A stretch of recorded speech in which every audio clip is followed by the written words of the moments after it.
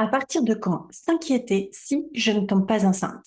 Ça fait peut-être déjà plusieurs mois que tu essayes, voire plusieurs années. Tu vois même ton entourage tomber enceinte sans souci. Enfin, ça, c'est ce que tu crois. Et surtout, tu commences à te demander, est-ce que c'est normal ou est-ce que on est déjà en train de parler d'infertilité? Personne ne t'a vraiment expliqué à partir de quand il faut consulter ni quels examens réellement demander. Aujourd'hui, je vais te donner des repères clairs en fonction de ton âge, de ton histoire et te dire quoi faire concrètement, justement, étape par étape. Mais avant ça, je me présente. Moi, c'est Johanna. Je suis préparatrice en pharmacie, devenue naturopathe fonctionnelle et ma spécialité, c'est la périnatalité.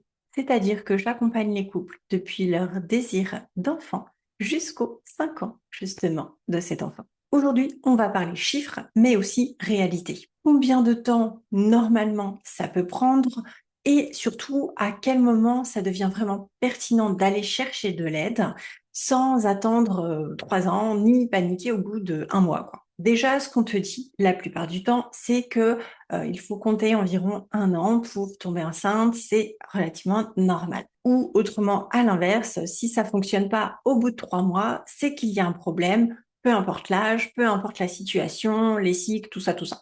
En réalité, eh bien, déjà, même chez des couples qui sont totalement fertiles où il n'y a pas de raison de s'inquiéter, c'est normal d'avoir besoin en fait d'attendre plusieurs mois avant qu'il y ait une grossesse, d'autant plus s'il y a eu pilule avant, mais ça, on va y revenir. Mais par contre, évidemment, les repères vont forcément changer en fonction de l'âge, en fonction du mode de vie, en fonction aussi en fait de certains éléments, qu'elles soient liées à ton histoire, qu'elles soient liées à ton cycle.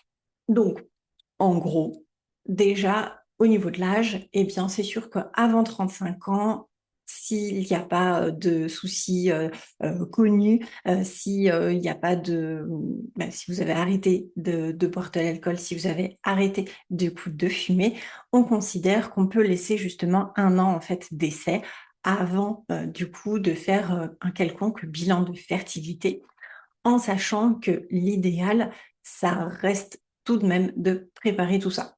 Ça dépend après de chaque. Par contre, après en fait 35 ans, eh bien, on recommande pas forcément d'attendre 1 an, mais de faire un bilan du coup au bout de 6 mois.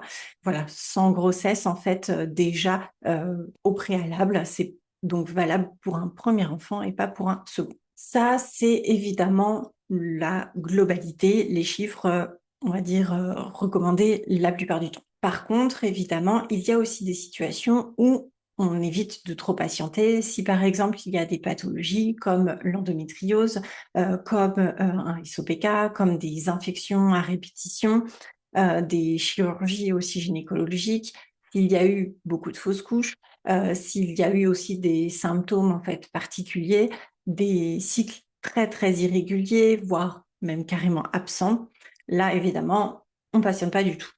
Mais aussi, ça dépend de dans quel état d'esprit vous êtes. Si tu souhaites, eh bien, avoir un enfant le plus tôt possible, mais surtout que tu veux vraiment préparer ton terrain, eh bien, c'est intéressant là de faire des bilans, mais qui seront pas forcément à faire chez ton gynécologue, ta sage-femme.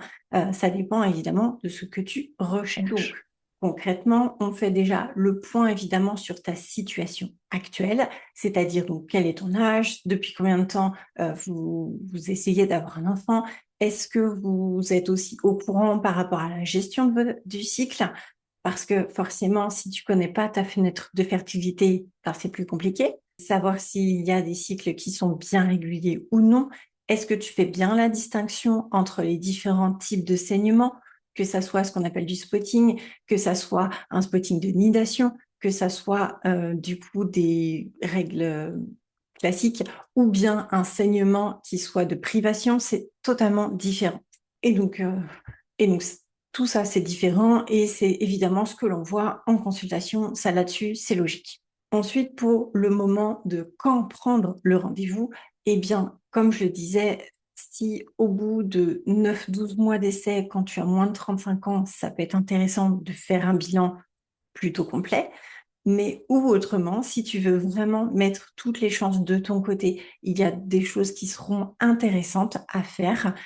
Typiquement, moi, ce que je préconise à chaque fois, c'est on fait un bilan au niveau des oméga 3 pour vérifier qu'il n'y ait pas d'inflammation, etc. On vient vérifier le microbiote. On vient aussi vérifier au niveau des toxiques. Moi, je fais toujours avec l'analyse de cheveux. Et ça, c'est ultra, ultra intéressant, quel que soit ton âge, quel que soit le moment, en fait, où tu cherches à avoir un enfant. Parce que bah, tout simplement, ça sert à rien après d'attendre trop longtemps non plus, n'est-ce pas? Ça, le mieux, ce serait même de le faire en fait dès avant d'arrêter la pilule, dès en fait le moment vraiment de pré-préconception, c'est ultra, ultra important. À mes yeux, ça, c'est vraiment, chacun voit midi à sa porte, évidemment. Par contre, si tu as du coup plus de 35 ans et que tu as des antécédents, eh bien là, pour le coup, vraiment, n'attends pas trop longtemps avant d'aller voir, comme je te disais, ton gynécologue ou ta sage-femme pour aller investiguer un peu plus. Et donc, qu'est-ce que l'on voit en fait? Qu'est-ce qu'on va demander au niveau des examens, des bilans? Évidemment, le bilan sanguin classique, donc les hormones du coup de base, en sachant que pour ça, il faut quand même bien connaître son cycle, puisque si tu veux vérifier ton taux de progestérone, c'est 7 jours après ton ovulation. Et spoiler alerte, ce n'est pas toujours à J14, parce que nous ne sommes pas des livres, donc il y a la théorie et il y a la pratique. On peut aller voir en fait au niveau de ta thyroïde. Là, vraiment, de demander un bilan ultra complet, c'est le plus intéressant. Évidemment, examen clinique s'il n'y en avait jamais eu auparavant, donc par exemple avec un frottis, etc. Mais aussi, on n'oublie pas, monsieur, de vérifier avec un spermogramme. C'est quand même super intéressant pour voir eh bien, si justement le souci ne viendrait pas de monsieur. Hein, parce qu'on pense toujours aux dames, mais jamais à monsieur. Alors que, notamment s'il y a des fausses couches précoces, le spermogramme, du coup, peut être ultra pertinent. L'idée, en fait, dans tout ça, c'est absolument pas de te dire d'attendre encore au maximum, c'est justement plutôt bah, de voir en fonction de toi, de comment tu te sens, aussi eh bien, de savoir d'où tu viens. Dans le sens où si tu as des gros soucis de sommeil, si tu as des gros soucis plutôt au niveau de digestif, que tu as des soucis de cycle, que ton conjoint c'est pareil, que vous fassiez pas du tout de sport ou au contraire que vous en fassiez beaucoup, eh bien on adapte en fait toujours en fonction de votre mode de vie, vérifier en fait que au niveau des apports ça soit bon, qu'au niveau des dépenses ça soit bon. Voilà, ça c'est toujours une balance en fait à avoir en fonction de vous et non pas de la voisine.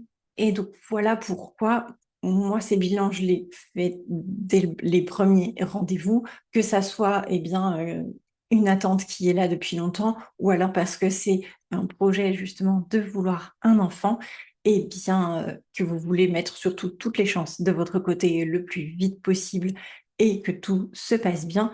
Tout dépend en fait de votre besoin et ensuite on met en fait un plan d'action qui est spécifique à chaque couple, évidemment. Donc pour ce faire, on n'a pas forcément besoin de faire tous les examens. C'est vrai que moi j'en préconise forcément deux, mais après ça dépend justement de chacun, des budgets aussi alloués, etc., etc.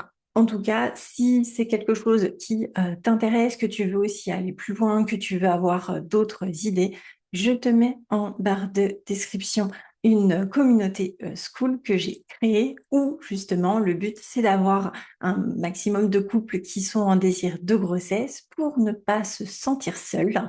Et j'ai mis des vidéos aussi gratuites évidemment pour que tu puisses prendre eh bien déjà le train de savoir un petit peu qu'est-ce que tu dois mettre en place, qu'est-ce que tu dois changer avant de faire des examens pour tout mettre en place et ne pas rentrer non plus dans un cercle qui peut être anxiogène. Ça dépend vraiment de chacun.